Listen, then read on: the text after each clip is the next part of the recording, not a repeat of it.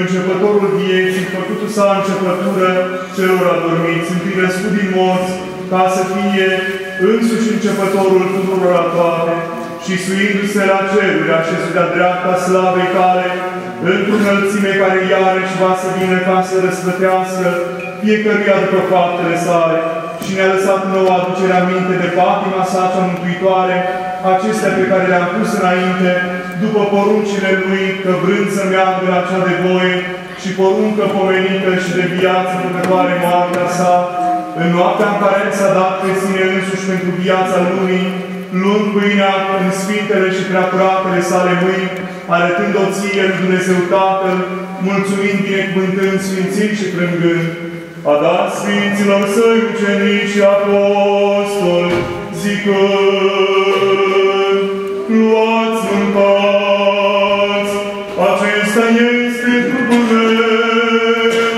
care se frânge pentru voi, spre iertarea păcatelor.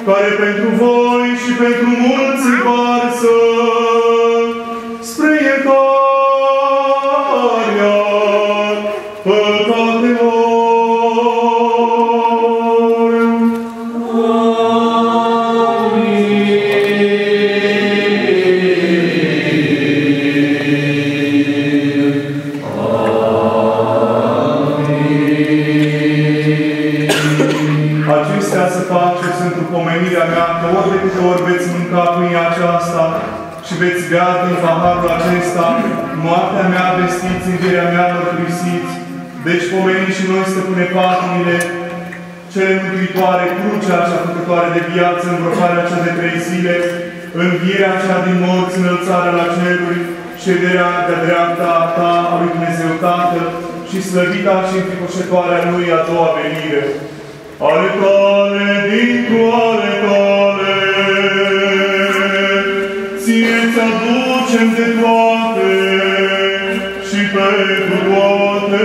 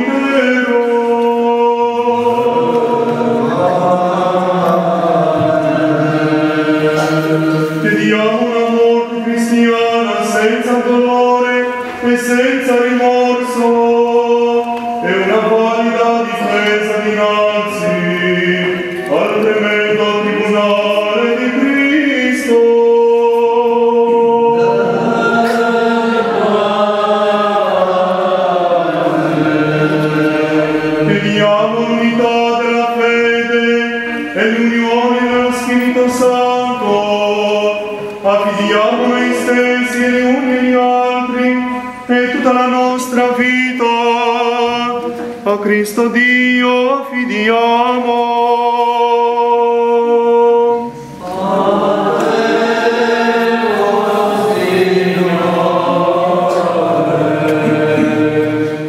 Și ne îmbrățișește pe noi, stăpâne, cu îndrăznire fără de o sândă, să putem să mă pe tine, Dumnezeule cel ceresc, Tatăl și a zice: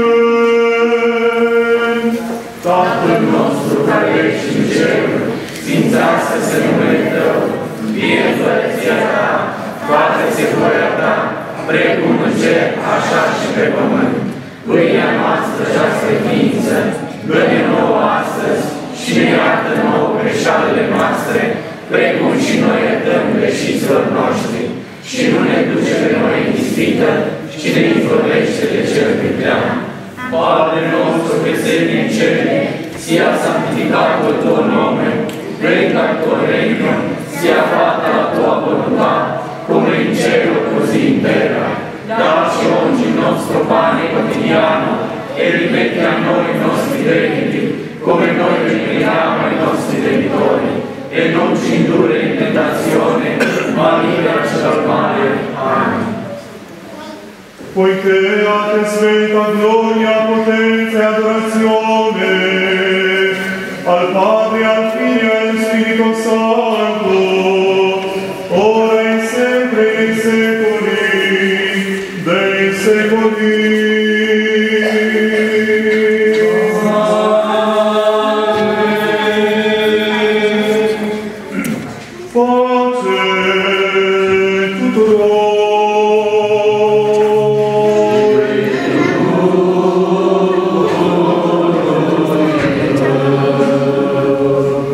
Inchiniamo noi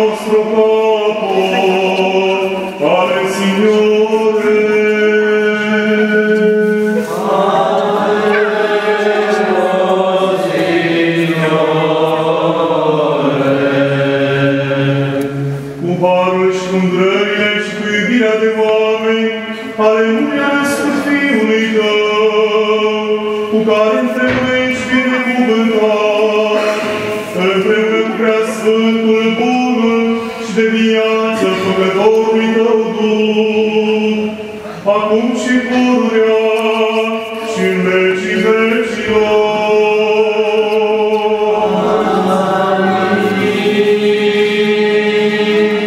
Ia aminte, Doamne Iisuse Hristoase, Dumnezeul nostru, din Sfântul Pașul Tău și pe scaunul slavei Împărăției Tale și vino ca să ne sfințești prin noi, Cel ce împreună cu Tatăl șezi și aici în chip nevăzut împreună cu noi ești și ne îmbrănicește prin mâna Ta cea puternică, ani să da nouă prea curatul Tău trup și scumpul Tău sânge și prin noi la tot poporul Tău. Dumnezeule, curățește-ne pre noi păcătoși și ne miluiește. Dumnezeule, curățește-ne pre noi păcătoși și ne miluiește. Dumnezeule, curățește-ne pre noi păcătoși și ne miluiește. Să luăm aminte, Sfintele Sfinților.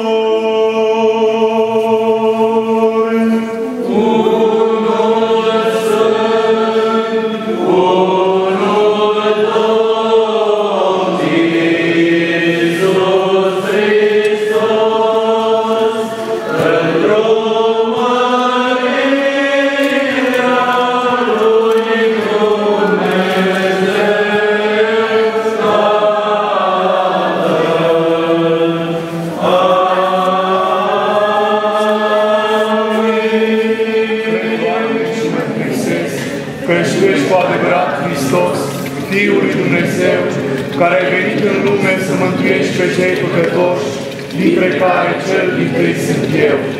Încă cred că acesta este însuși prea curat trupul Tău și acesta este prea cinstit sângele Tău. Deci mă rog Ție, miluiește-mă și mi-arată mie greșelile mele cele de voie și cele fără de voie, cele cu știință și cu neștiință, și mă îmbrădnicește ca fără de o sândă să mă împărtășesc cu prea curatele Tale taine, spre iertarea păcatelor și spre viața de veci. Amin.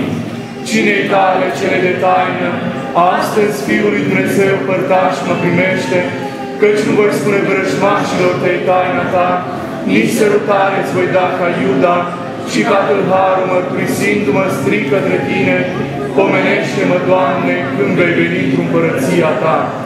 Nu spre judecată, nu spre o sândă, să ne fie nouă împărtășirea cu Sfintele Tale taine, Doamne, ci spre tămăduirea sufletului și a trupului, spre luminarea minții, întărirea credinței, a dragostei și a nădejdei pentru Tine. Copilași cu glasare. Totdeauna fi cu mine și mă învață să fac bine. Eu sunt Tu, fă-mă mare, eu sunt slab, Tu, fă-mă tare, și într-o locul mă însoțește și de vreme mă păzește. Amin. Trupul lui Hristos primit și din izvorul cel fără de moarte gustați. Aliluia!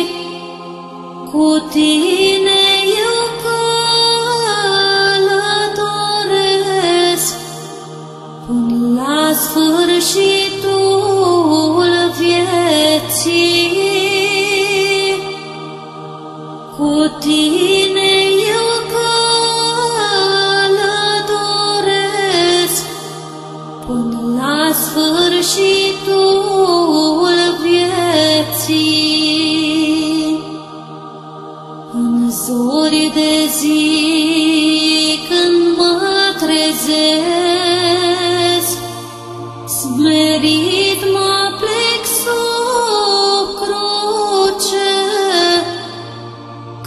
toată lumea, asta n-am, un scut mai bun și dulce,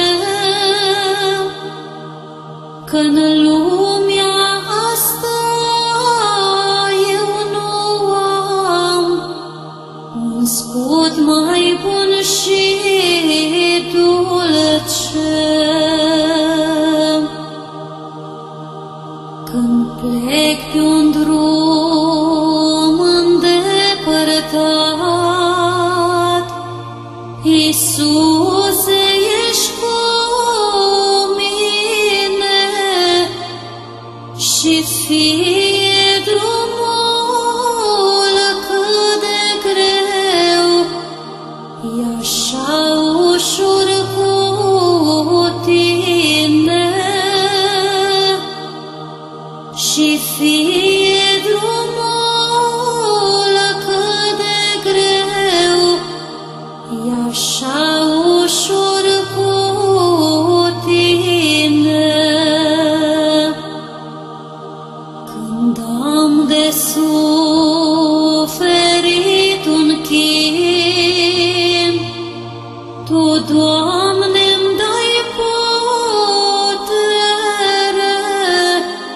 și fie